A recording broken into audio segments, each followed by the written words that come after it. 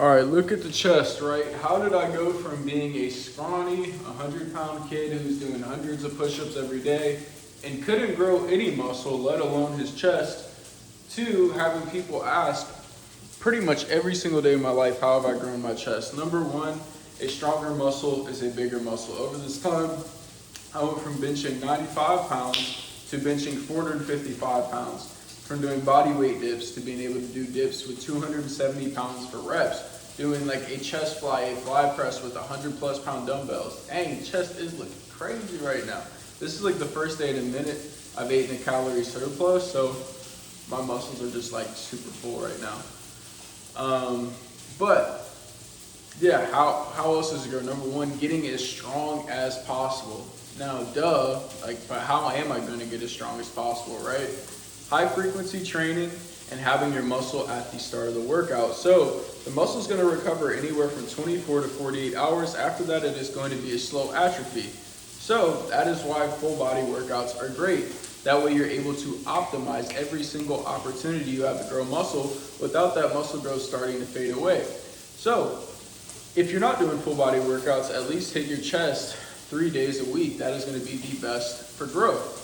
Now, that day of rest in between, even if you're going chest back, chest back, chest back, and let's say that was your split, even if you're training a different muscle on that other day, it's still taking a hit on your nervous system. When you have nervous system fatigue, you're not able to recruit that muscle the same on that following day. So even though you train back the day before, it is still going to affect your chest workout. That's why full body workouts are so great, because not only does every muscle get to recover, but your nervous system gets to recover between those workouts.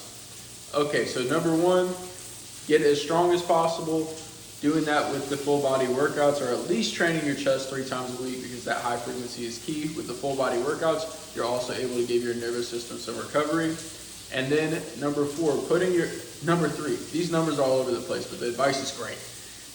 Putting your chest at the start of the workout. Whatever muscle you put at the start of the workout, it is going to have a better effect for muscle growth, even if you had the same exact workout. Let's say you did 2 sets of pull-ups, 2 sets of rows, and then you did your chest exercises. You would see more chest growth if you did 1 set of chest, right? Let's say you did at the end of that workout. If you put that at the start, you would see more chest growth because you have better levels of motor unit recruitment. You have more energy at the start of the workout. It only makes sense. So put that exercise at the start of the workout. Put your chest at the start of your workout if that's your biggest priority for it to grow. I've been lifting for almost 10 years now, or around that ballpark, and most of that time I put the chest at the start of my workouts or my back, because those were the muscles that I wanted to grow the most. I just thought they looked the coolest, right?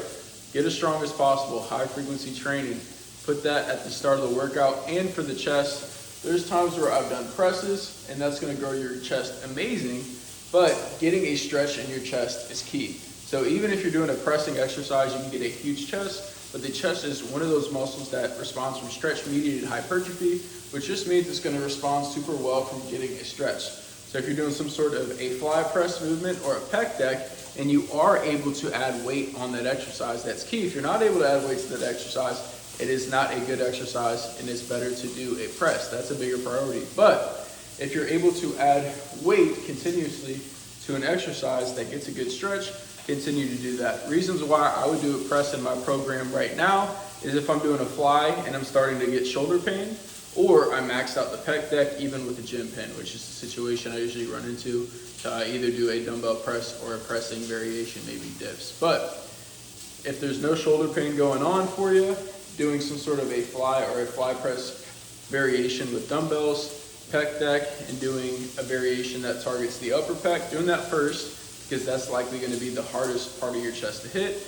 And then still doing middle to lower chest movements, because you're not going to get the biggest chest possible without doing this. Now, put that upper chest portion first, because that's going to be the hardest for you to grow. So I wanted to make this video around 5 minutes. I'm going to recap it again. Get as strong as possible. Pick a movement that gets a good stretch. Put the chest at the start of the workout and train it at a high frequency 3 times a week. That's how you're going to get a fantastic, strong, dominant chest. That's how I did it.